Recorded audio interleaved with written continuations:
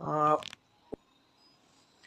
खऱ्या संतांची शिकवण आपल्याला समजून घ्यावी लागेल आणि ती खऱ्या संतांची शिकवणच आपल्याला या 4 अवस्थांच्या पलीकडे घेऊन जाईल. छांदोग्य उपनिषदामध्ये असं म्हटलेलं आहे की जेव्हा शरीर स्थिर होतं, इंद्रिय शांत होतात आणि मन निष्काम आणि सजग असतं, त्यावेळी ज्ञान होत असतं. म्हणजे हे जे काही आपल्या अस्तित्वाचे 3 स्तर आहे की शरीर जे आहे ते अत्यंत स्थिर झालं पाहिजे,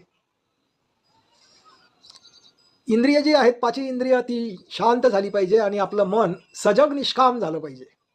अशा 3 अटी जर सॅटिस्फाय झाल्या, फुलफिल झाल्या, तर आत्मज्ञान प्रकटत असतं, असं छांदोग्य उपनिषदामध्ये सांगितलेलं आहे आणि हा खऱ्या संतांचा उपदेश आहे.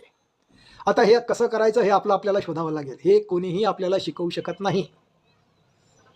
तुमचं शरीर कसं स्थिर करायचं, तुमचे इंद्रिय कसे शांत करायचे, तुमचं मन कसं सजग आणि निष्काम करायचं, हे आपल्याला शोधून काढावं लागेल.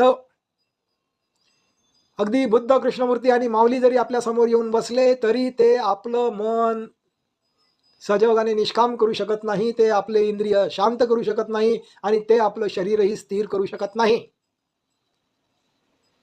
ही कला आपल्याला शिकावी लागेल. ही रिअल मेडिटेशनची कला आहे आणि ही कला जर आपल्याला आली तर मग आपलं कल्याण झाल्याशिवाय राहत नाही.